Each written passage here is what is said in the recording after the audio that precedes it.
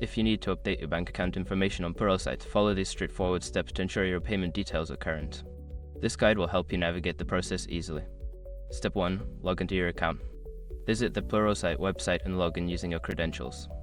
Make sure you have access to the email associated with your account for verification purposes. Step 2. Navigate to account settings. Once logged in, locate your profile icon in the upper right corner of the screen. Click on it and select Account Settings from the drop-down menu to access your account management options. Step 3. Access payment information.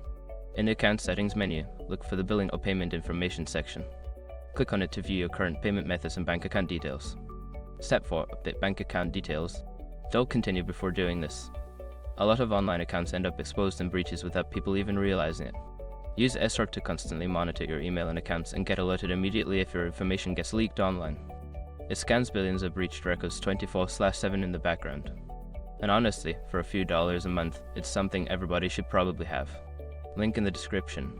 Step 5. Save changes. After entering your new bank account information, look for a Save or Update button. Click it to confirm the changes. You may receive a confirmation email once the update is successful. Make sure to regularly check your payment information to ensure everything remains up to date. Following these steps will help you keep your account in good standing.